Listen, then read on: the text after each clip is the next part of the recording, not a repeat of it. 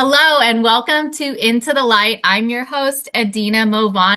Today we have Baba Shuaib. He's the correctional officer, born Shuaib Abdullahi in Accra. He's a Quranic researcher, critical thinker, and influential public figure, redefining what it means to be Muslim. Since 2018, he's gained a really massive online following through Facebook, YouTube, and TikTok, which is where I found him.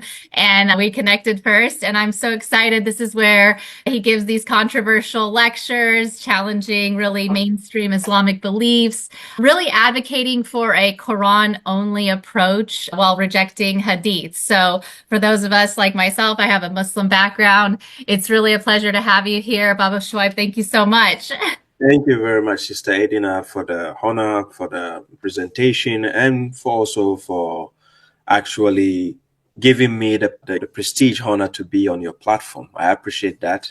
And thank you for also looking for the other side of the story on your end, because sometimes the story is not said in one side. It's good to also say it on another platform, just for people to just get the idea and gist of. Yeah, we like to cross-pollinate our platforms and our messaging, because I know that's what I found most on TikTok. It was like I found my tribe, I found my people, I found the people who are creating the networks and the platforms, whether it's on Discord channels or TikTok or whatever, coming together. And I feel like what a breath of fresh air it's been for me the past few years. And I've been following you and the audience that you have as well. So I'm really excited for that.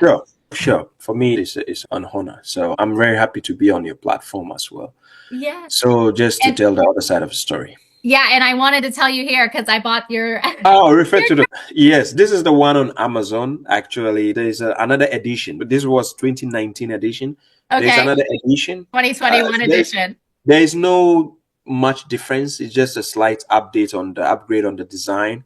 Okay. So I made it accessible for those on Amazon to be able to get this referred to the Quran copy. But actually, it's basically the same concept with the 2021 version. Yes. So I appreciate the support for also getting the copy. It's good. But that's not your main thing, because I know you do more, like, obviously on YouTube. And I was looking at one of your recent posts with the guy who does the Law of 19, Naveed, and all of these different debates people are getting into. So can you tell people who are listening, who are maybe not as familiar, because taking a Quran-only approach versus incorporating all the hadiths and the sayings of the Prophet, what we call the Sunnah, like, how are you defining yourself in that discourse? Because I feel like it's even a bad word to say, oh, I'm Quranist or Quran only. It has a sort of negative connotation as well. And then we have other people who just say, oh, I'm a submitter. I don't even use the Muslim label. It's so wild to me. So tell me about how you really fit in with that. Yeah, for me, it's not a complicated issue. It's just a matter of, can you explain yourself? Because the question is, the truth doesn't mind being questioned, but falsehood is always scared of being questioned.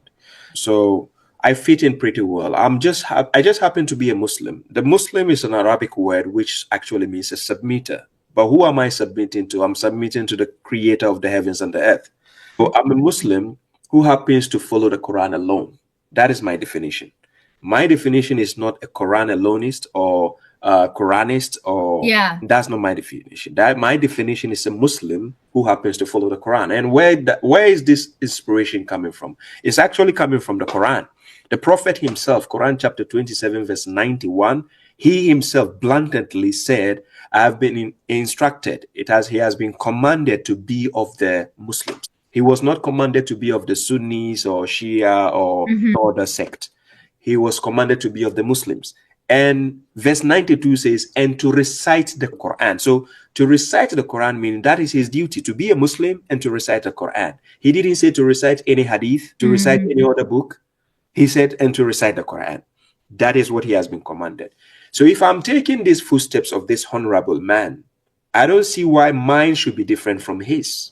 And to speak about this hypothetically, when talking about Christianity, for instance, Christians, when they quote Bible verse, for instance, John chapter 17, verse 3, Jesus is saying that God is the only true God.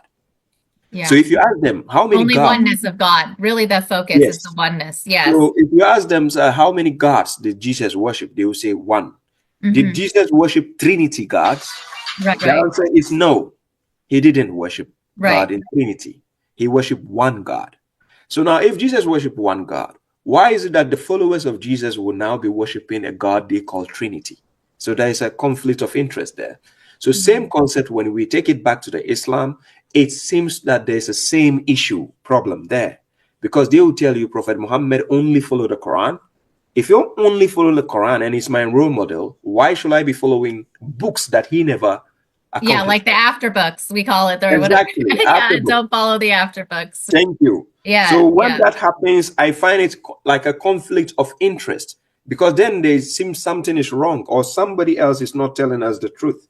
But you grew up, right, in your pretty strict Islamic schooling environment. Obviously, your background is in some sort of, like, with your expertise in Arabic and whatnot, translation. So tell me a little bit about how you were formally were you considering yourself Sunni growing up, and then you took a different approach when you got your platform to speak on? Me growing up, I grew up as from a Muslim family. Yeah. But I wouldn't consider, now that I'm enlightened, I wouldn't consider myself as a Muslim at that time, because it was based on ignorance. Wow. The definition of a Muslim is actually to be a submitter to God. But back then, we claiming to be Muslims is we are submitting to other people's commands. We are submitting to other people's narratives. You understand? So I grew up from a family claiming to be a Muslim family, but the actual instance of understanding what they are doing is void. Don't actually know what they are practicing, because they are just practicing what the majority do. And according to Quran chapter 6 verse 116, if you obey most of those on earth, they will mislead you from the way of God. So it is not about majority. It is about, are you actually doing what God has instructed? If the answer is yes, then you are a Muslim. You submit to God. Right. That is the and what do you feel like this sort of about the fitna that's being created in these polarities? Like, I see a lot of polarity in the Islamic faith. Like, we have the extreme Wahhabi and the Saudi Arabia models, and then they're getting extremely Salafi or whatnot leaning. And then we have this really pull in this sort of opposite direction. And then there's a balancing that needs to occur. So what do you feel like is the problem where there's fitna versus something that we should be continuing to create, like, controversy around? It's always about going back to the roots and the source. Whenever there's an issue, go back to the roots and the source. The question is, did Islam start with Prophet Muhammad? The answer is no.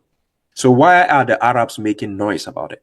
Let's clarify that, because not a lot of people realize you're referring it to being from Abraham, right? So when people ask how we pray and how we do things, and like you referred to Abrahamic context as the primary source, correct? So the Quran actually instructs Prophet Muhammad to follow the creed of Abraham. Quran chapter 16 verse 123, he's been instructed, right? He's been inspired to follow the creed of Abraham. And he himself confessed in Quran chapter 6 verse 161 that God has guided him to the straight path. That is the path, the creed of Abraham.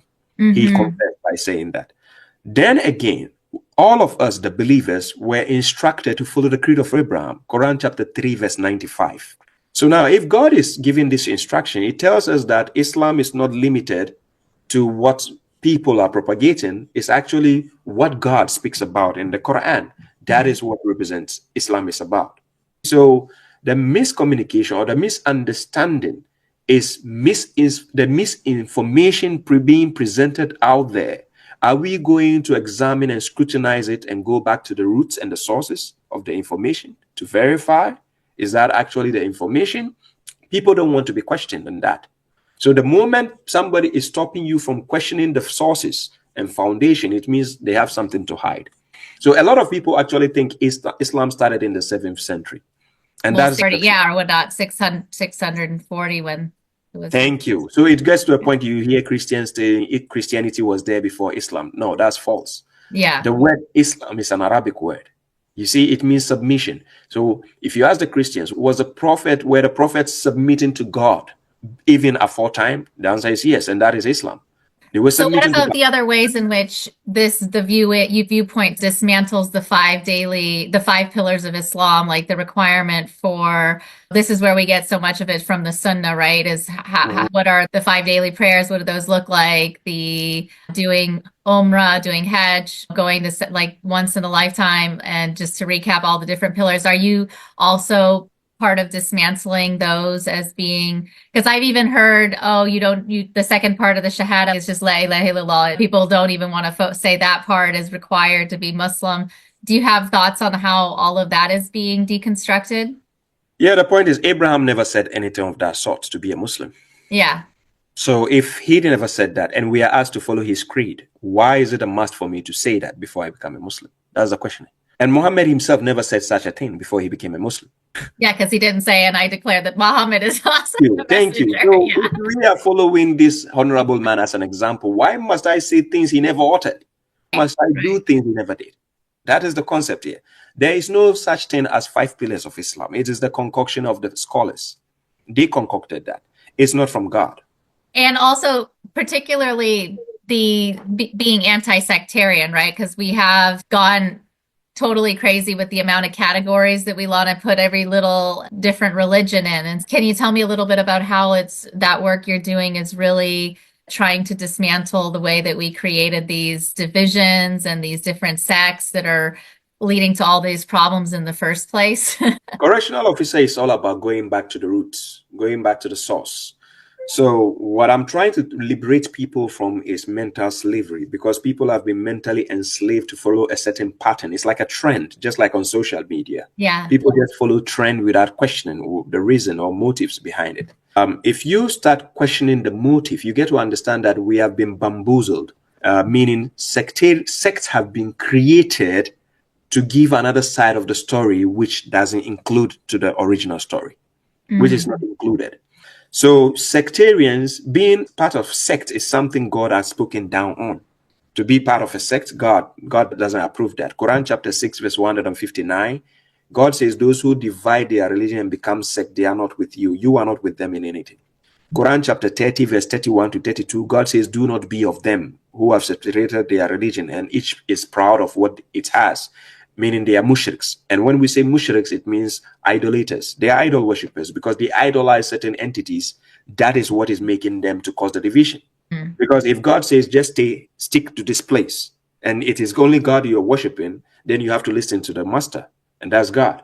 But when you go to obey other entities, who is in charge now? So that is the sectarian point of view. You understand?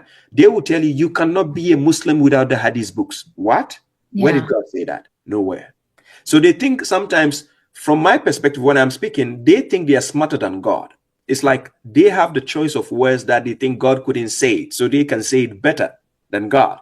If you ask them, where did God ask me to follow Sahih? They say, Ahi, he didn't say like that, but he doesn't have to say it like that. But they really try and edify the line of translate, it's like a whole study. It's an academic proficiency to really go in deep to the narrations, the chain of narrations, and the validity of the chain of narrations, and how they hold it so sacred and sanctify it like it's impenetrable. So how do you really get through to that? Because but these lines of narration are so credited. We have so much authority and all that. So that is where I come in. That's where correctional officer comes in. The point is just to ask them, let's go back to the source. How did it start? On whose authority? Thank you. So where in the academical work, that the works they have in place, where does it say it is based on the authority of the prophet? Nowhere. Nowhere did the prophet assign such an authority for them to do that. Imam Bukhari, he has the most popular hadith books being used in the world. He never met the prophet. He started writing hadith books 199 years after the death of the prophet. So how did he get the authority to start writing hadith books when he never met the prophet? Yeah. Because he came 2 centuries after the prophet. 2 centuries. So, I know I told my son the other day, this is like 1776, the Declaration of Independence, and you're trying to figure out what Jefferson was doing. Thank you. Just imagine if something just happened just yesterday, and and they didn't have the internet. Yes, they didn't even have internet. So it is mind-boggling why people put blind faith. And their scholars do admit it is blind faith. They admit. This is blind faith. And you can't win a court case with blind faith. It doesn't work. Yeah, let's talk about that, because what really does make faith versus non-faith? Because it's like asking the question, like I do, #not that kind of Muslim. Where does someone be able to say, oh yeah, that's outside the fold of Islam. You're not Muslim if you believe that. So it's really my faith tells me to do. That's what it comes down to, because that's the thing that we're somewhat guiding, each one of us giving us a different opinion. Quran chapter 17 verse 36, it says, do not pursue that of which you have no knowledge. Yeah. It's part of the wisdom God has given us, and it's embedded in the Quran.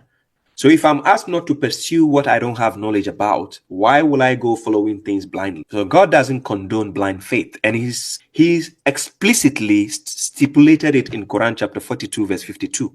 In Quran chapter 42 verse 50, God spoke to the prophet and said, you did not know what the book was, nor the faith. Then God says he has made it the book, he has made it a light by which he guides whomever he wills. Right.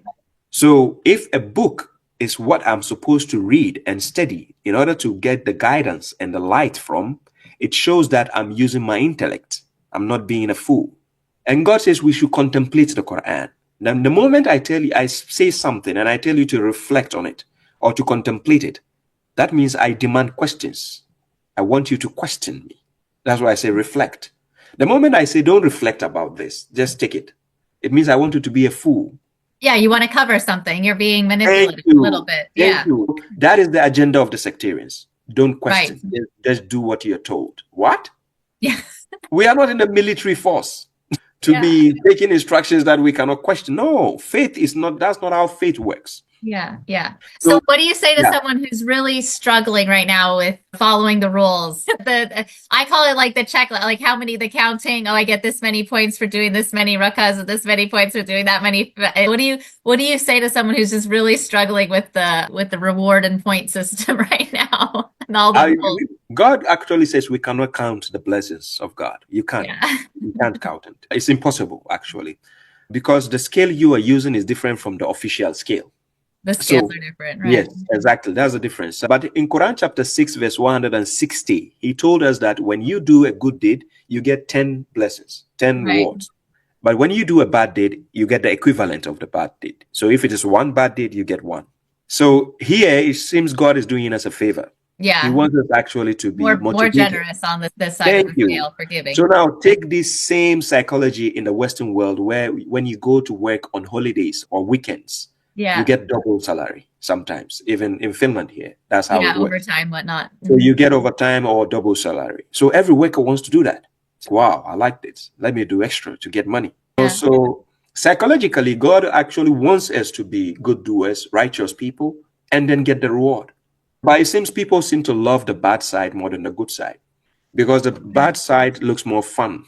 Yes. Yeah, you get more credit for not doing those things too. You know, like the more you're restrictive and guilt, shame, and you're in this, they want to keep you in that lower vibe state, because I have a saying that the only thing that truly matters is the vibrational frequency of the heart. That's what is actually meant by God has his own measuring and we have ours, but Allah is the best of planners. So his measuring are the best, because they're measuring the frequency of your heart, not all the other stuff.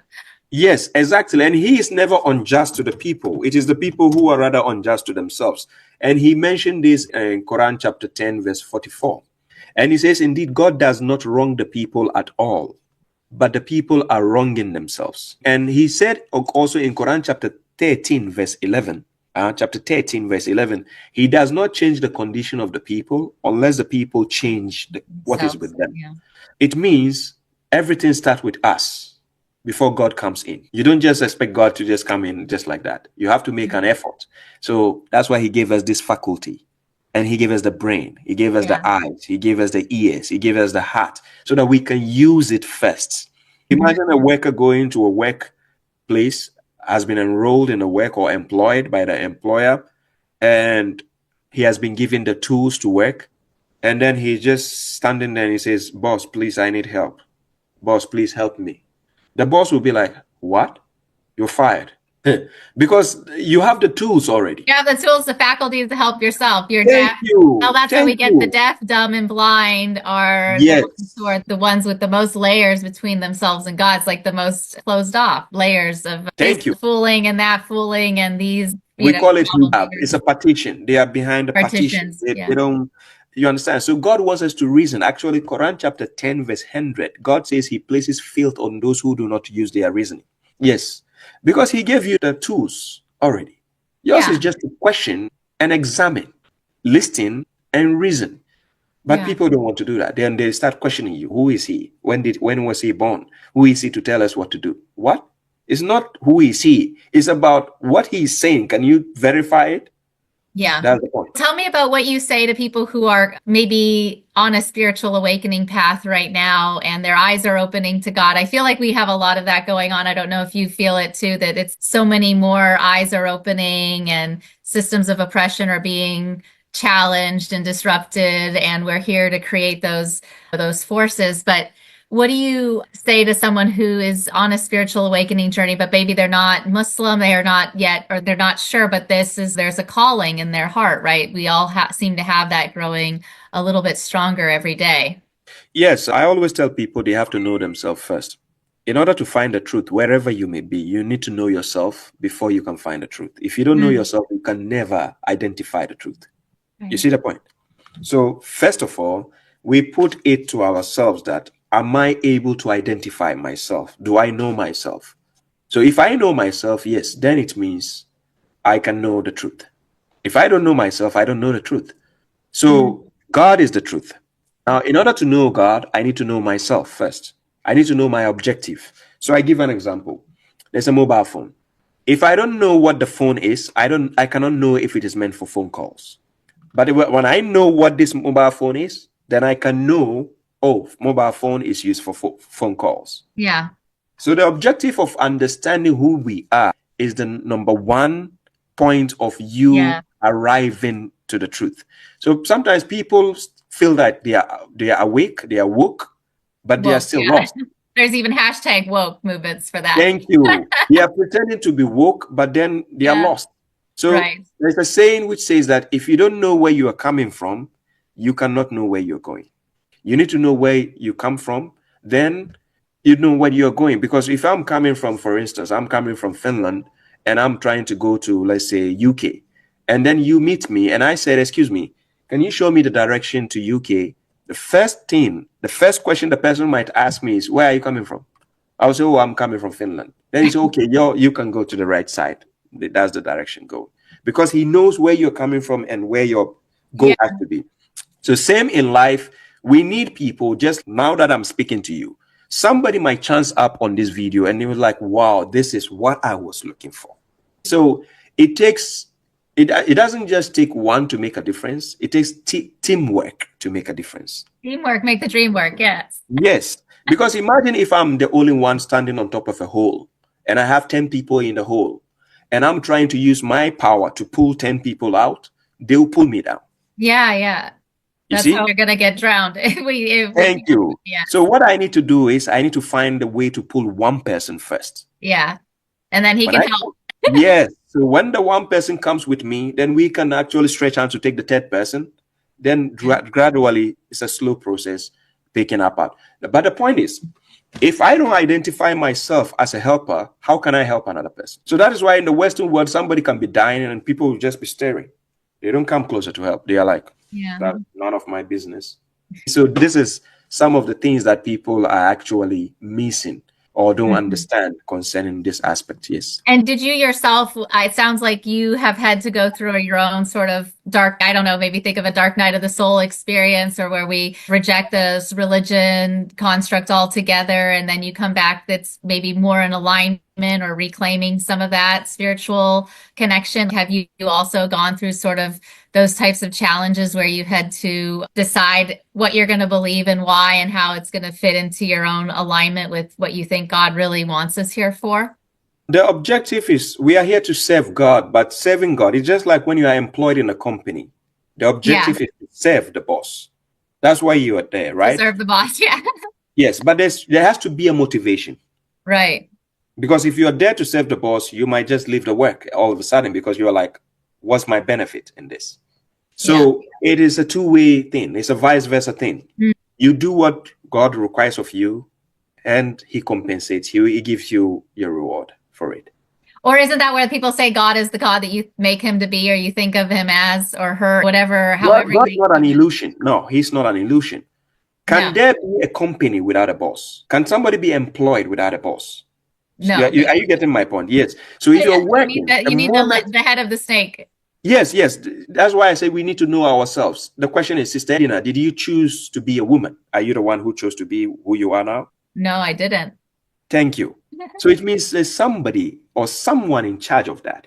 Yeah. And that's not you.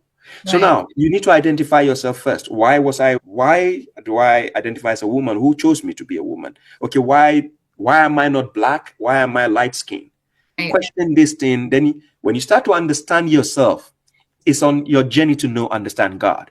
Yeah. Okay, I found myself working in FedEx or UPS all of a sudden, and I'm wearing UPS uniform, and I'm told to go and deliver goods. And I'm like, hey, wait a minute. I'm going to deliver goods to who? Okay, let me check. Oh, they said, oh, Baba Shoaib, you need to deliver it to this address. Okay, now I'm understanding the objective now. Because then, number one, I know UPS actually employed me. Yeah, you get on the same page. Yeah. Thank you. Do you see the point? So yeah, by understanding this, then you get to know who you are and what you are about. Yeah. Because that's how we can understand God. Because without that, there's no way you can understand God anymore. Because then you just be wobbling and then going left and right, and you're confused and you don't have any direction or goal or purpose.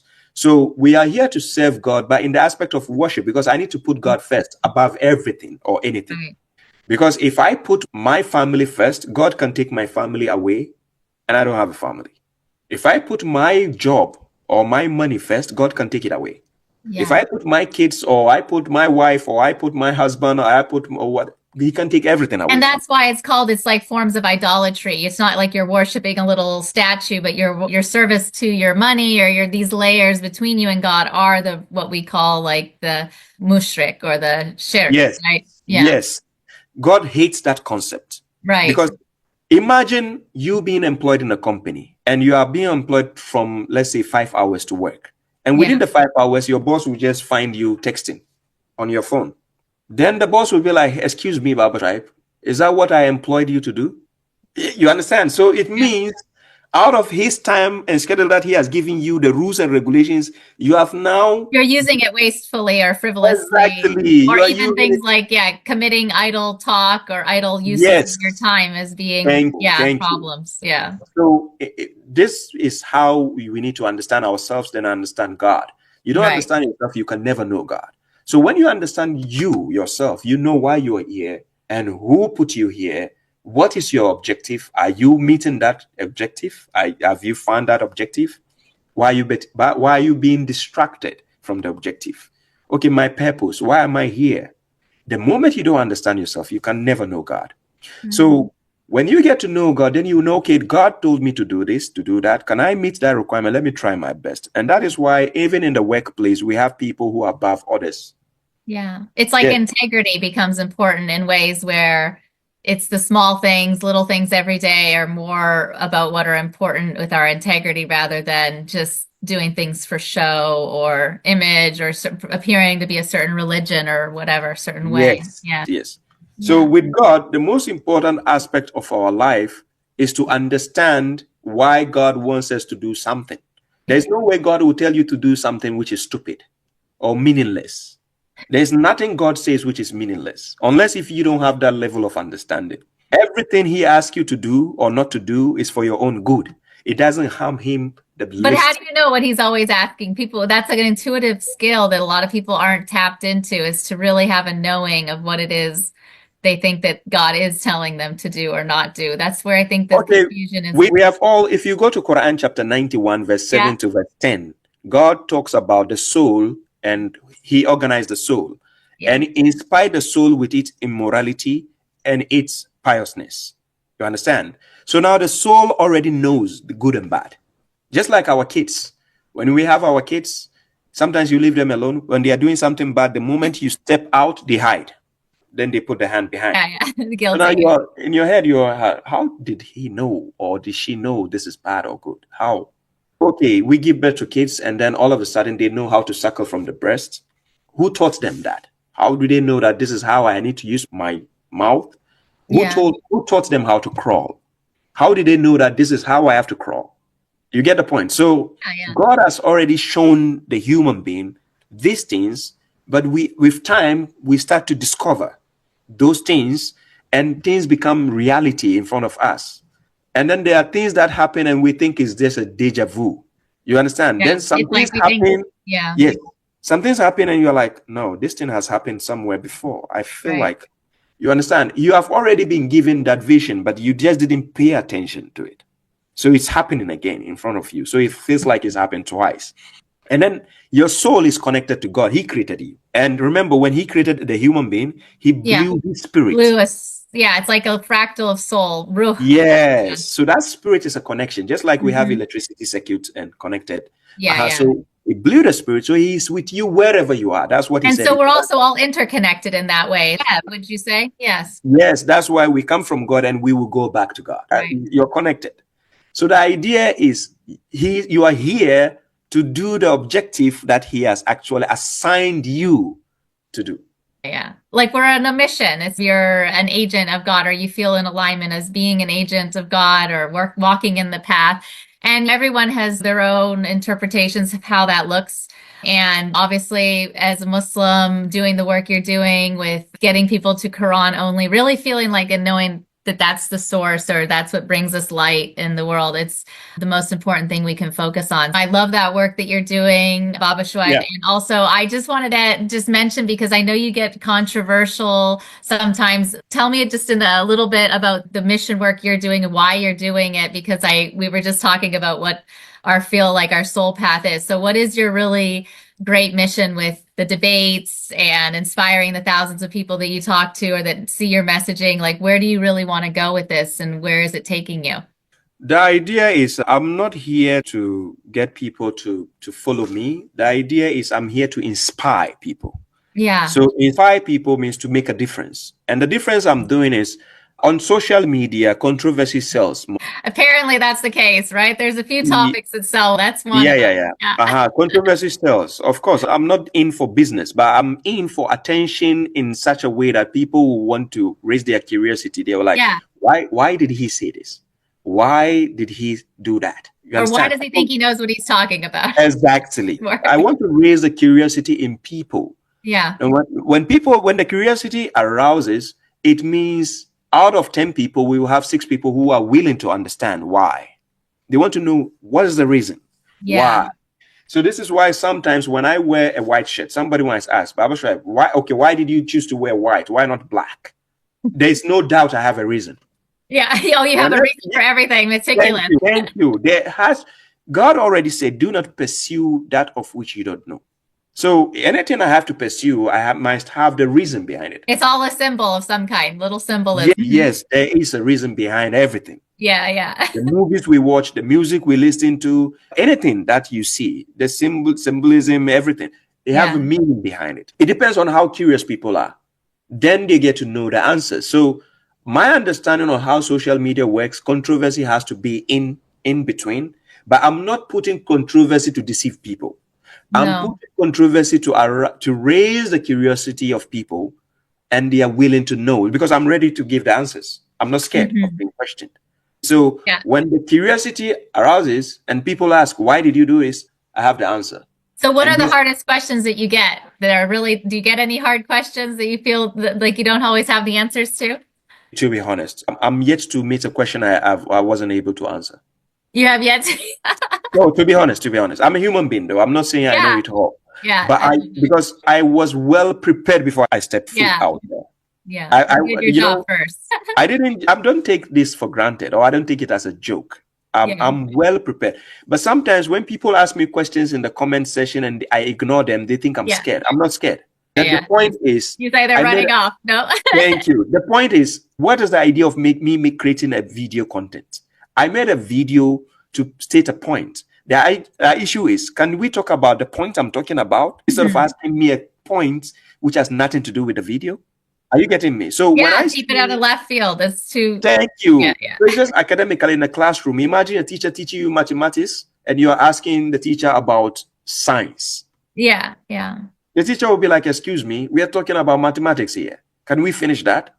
So for me, when I come hand on with any opposition and he's asking me a question, I go full out. I give my 100%. I don't just sit down and say, you know what?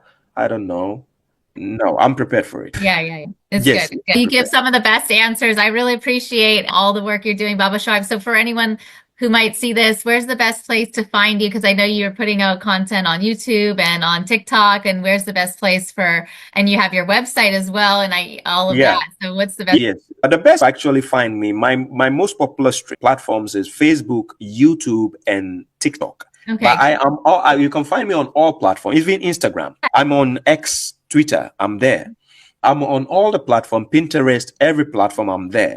But where the major platforms I'm focused on is Facebook, TikTok, and then YouTube. And I'm using the name The Correctional Officer, or you can find me with the name Bush2G9. Okay, yeah, Bush2G9. I'll have it pinned here at the bottom. So exactly, Bush2G9. And I have a website with the Great Quran. As I did a Quran translation, a full Quran translation. I have a website which is free, accessible. It's called thegreatquran.com with a K, thegreatquran.com. And people can go and access the Quran there. But the hard copy is also available, which people are. I was planning to get it on Amazon. So it will be on Amazon also, where people can access it directly. But it's already on Google. Yeah, on Google Play, books. It can be found there. Amazing. And for me, the most popular platform that I have in my all channels is TikTok. Yeah. The reason is the TikTok is more based on the short content videos. People can have the time to actually listen to the controversy and watch. So then out of that, out of 10 people, I will have 4 people who are willing to understand why I said something.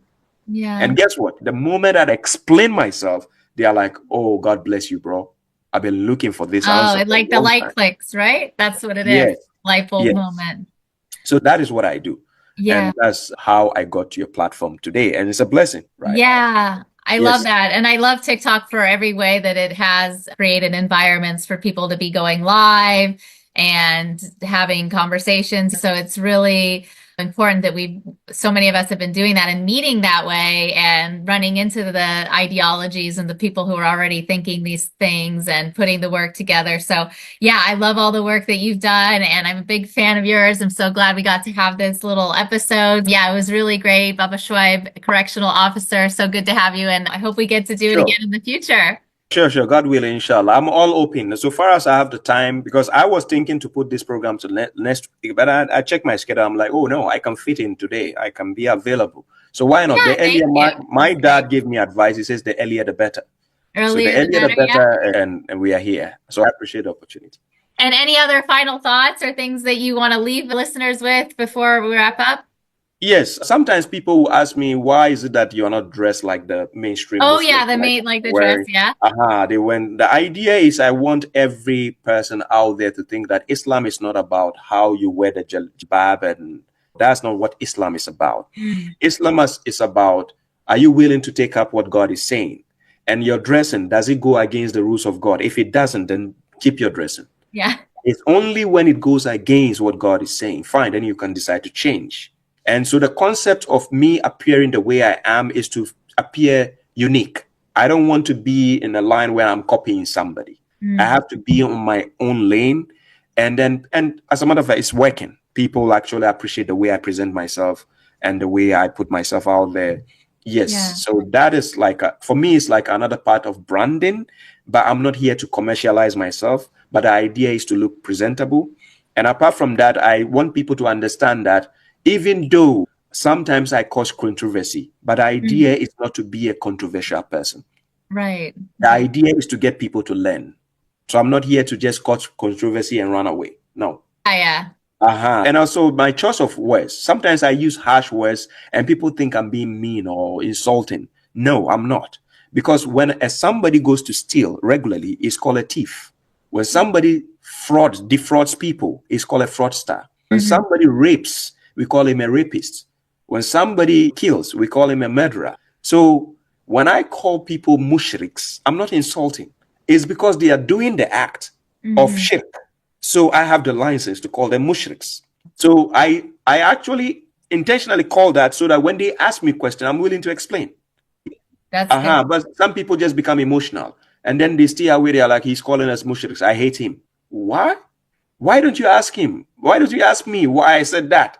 No, You I know, think it has to do what we were saying where you're instigating controversy for accelerating and advancing rather than for meaningless like name calling or just like you said hurtful and then run away. When something is the purpose of dismantling the institutions that are creating a problem, then you're doing it in its highest good to in service of God in that way. That's like I was listening to a meditation the other day. It's like the dark chosen ones that are here to, it's a lonely path, it's isolating, it's difficult, but you still are just triggering everything around you so it can be yes, deconstructed and rebuilt back in a better way. exactly, Yeah. exactly. That explains it in a better way. I like that explanation. I get it. I Love know. I get it. I get it. That's the that. work we do. That's the work you're doing. Yes, Correctional officer for anyone who wants to find Baba Shuaib. Thank you so much. And I this hope we is get to Medina. talk again. Thank you. It's a pleasure being on the platform. I appreciate the honor. Thank you. God Thank you bless so you. much. And All we right. meet again, Yeah, we'll inshallah. meet Peace. again soon. Have a good day.